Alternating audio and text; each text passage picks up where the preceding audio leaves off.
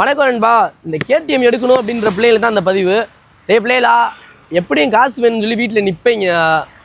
தரல அப்படின்னா கையில் கழுத்தில் கிடக்கிறத போய் அடைய வைப்பீங்க.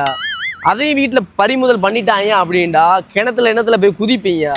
அதனால் என்ன சொல்கிறேன் அப்படின்னா, சண்டைலாம் போட்டு வண்டி வாங்கணும், இதான் வேணும் அப்படின்னு நினைக்கிறீங்கன்னா இந்த வண்டி வாங்காதீங்க. ஏன் அப்படின்றத வீடியோட எண்ணில் சொல்கிறேன். வாங்கணும் அப்படின்ட்டீங்கன்னா R15 டியூக் வாங்குங்க.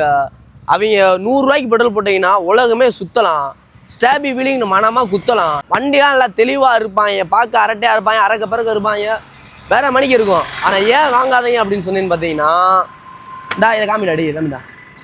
இந்த பிரேக் உடஞ்சி கிட்டத்தட்ட 6 மாதம் ஆச்சு. அதை ஸ்டோரூம் காரன்ட்ட சொல்லி 4 மாதம் ஆச்சு. இந்தா வருது அந்த வருது, ஆர்டர் போட்டிருக்கேன் ப்ரோ, அது போட்டிருக்கேன் ப்ரோ, இது போட்டிருக்கேன் ப்ரோன்றியான். ஆனால் வந்துக்கிட்டு தான் இருக்கான். நம்ம வேற பழக்கத்தை வேற நிறைய பழகி விஷயமா எவனா ஒருத்தன் வண்டியை வந்து கேட்டுருக்கான், மச்சான் பிரேக் உடஞ்சிருக்கானா, டே நான் பார்த்துக்கிறேன்டா அப்படின்றியான். நான் பார்த்துக்கிறேன்டா யாராவது பார்த்து எங்கேயா போய் கொடுத்துருவான். கொடுத்துட்டு பெரியாசில் போய் படுத்துட்டான். நம்ம பண்ண கைகளை மடக்கிடுறான். அவன்கிட்ட காசு கேட்கும்ல, ஒன்றும் கேட்கும்ல. பார்த்தோம்னா முன்னாடி டூமும் எல்லாத்தையும் உடச்சிட்டான். கவலை பிரேக்கு போனால் இப்போ இதில் ஒரு 1000 10,000 கொண்டு போய் நிப்பாட்டிட்டான்.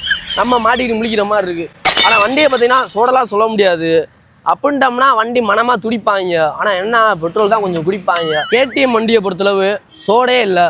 ஆனால் என்ன, ஸ்டோரூமில் வண்டிக்கு தான் ஸ்டாக் இல்லை. பார்த்து என்னன்னு இந்த ஸ்டாக் தான் மெயின் பாயிண்ட். அதை சொல்கிறதுக்கு தான் அவ்வளோ நேரம் நான் பேசினேன். அதை மட்டும் என்ன பார்த்து சிறப்பாக கவனிச்சு விட்ருங்க.